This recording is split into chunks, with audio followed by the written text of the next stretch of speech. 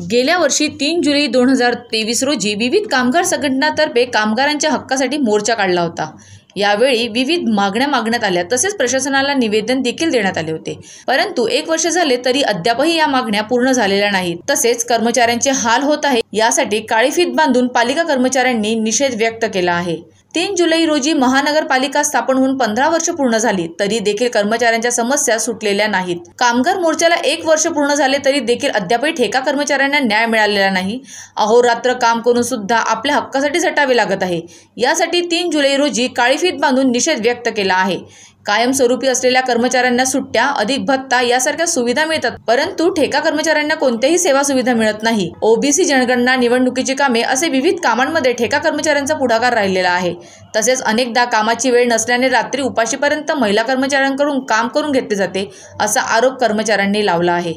यासाठी हा निषेध व्यक्त केला आहे। तसेच भरती प्रक्रिया होत नसेल तर किमान ठोक वेतन द्या, अशी मागणी कर्मचारी करीत आहेत। तर याबाबत निषेध करत ठेका कामगारांनी एकत्रित येऊन विरार पूर्व महानगरपालिका मुख्यालया बाहेर निषेध केलाय। यावेळी कामगार नेता, स्थानिक कामगार संघाचे अध्यक्ष राजू पाटील, समन्वयक हार्दिक राऊत, मनसे कामगार सेना पदाधिकारी मिलिंद साळवी उपस्थित होते। आज 3 जुलै सर्वप्रथम मी प्रशासनाला महापालिका स्थापना दिवसाच्या शुभेच्छा देतो। पण दुर्दैव आहे की ह्या प्रशासनाला कर्मचाऱ्यांच्या बद्दल किती अनावस्था आहे ती आम्हाला इथे निदर्शनास आली। सर्व राजकीय पक्षांचे मी आभार मानतो।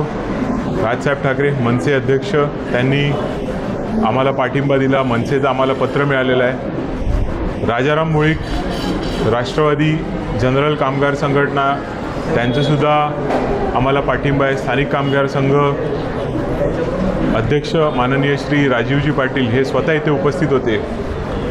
कामगारांच्या प्रश्नांसाठी गेली 3 दशकं ज्वलंतपणे पालघर ठाणे जिल्ह्यामध्ये धडाडणारे असं आमचे नेतृत्व कामगार नेते राजीवजी पाटील यांच्या मार्गदर्शनाखाली जर वेळ पडली तर मनसेच्या खांद्याला खांदा लावून आम्ही मनसे स्टाईलसुद्धा आंदोलन करू। बघा, तुम्ही बघितलं आहे, आम्ही 1 वर्षापूर्वी आंदोलन केल्यानंतर त्यावेळेला प्रशासनाने, कमिशनने आम्हाला आश्वासन दिलेलं की टप्प्याटप्प्याने काही कर्मचाऱ्यांचे प्रश्न आहेत ते आम्ही सोडवू। काही कर्मचाऱ्यांचे प्रश्न सुटलेले आहेत, पण हे जे ठेका कर्मचारी आहेत त्यांना रोजंदारीवर घ्या ही आमची मागणी होती। त्या मागणीला अजूनही साथ दिलेली नाही प्रशासनाने। त्यासाठी आम्ही परत मांडणार आहोत, प्रशासनाची आम्ही मीटिंग घेणार आहोत।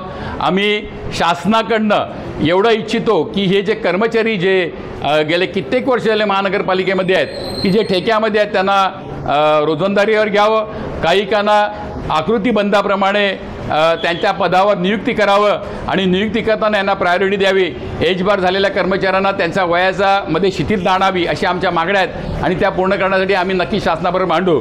याबरोबरच कितीतरी मोठ्या प्रकारचे कर्मचाऱ्यांकडनं कामं करून घेतात। एक मोठं काम कर्मचाऱ्यांकडनं करून घेतलेलं आहे ते म्हणजे हाऊस टॅक्सच्या सर्वेचं काम, आणि ते केलं असताना कर्मचाऱ्यांना भत्ता दिला नाही।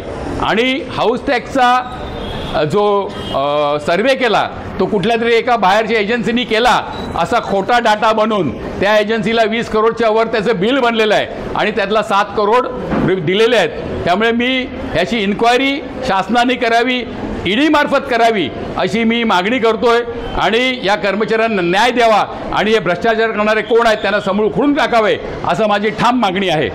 शेवटचा प्रश्न, मनसे आता आक्रमक होणं असं म्हणते, त्यांनी तुम्हाला पाठिंबाही दिलाय, वेळ आली तर तुमचं देखील असंच एक आक्रमक पाऊल असेल? आम्ही लोकशाही मार्गाने जाणार आहोत, पण काही कर्मचारी मनसेचे आहेत, त्यांची स्टाईल वेगळी आहेत की त्यांनी त्यांच्या स्टाईलमध्ये केले तर आमच्या कर्मचारी हे शांतपणे त्यांना नक्की साथ देतील, त्यांच्या जोडीला असतील, कारण मनसेनी पण आम्हाला साथ देण्याचं ठरवलं आहे। आणि महत्त्वाचा मुद्दा त्यांनी पण घेतलेला आहे की हा भ्रष्टाचार, 20 करोड रुपयाचा भ्रष्टाचार जो आहे त्याची चौकशी ईडी मार्फत केलीच गेली पाहिजे अशी आमची ठाम मागणी आहे। महाराष्ट्र TV 24 साठी गोवर्धन बिहाडे यांची रिपोर्ट, वसई, पालघर।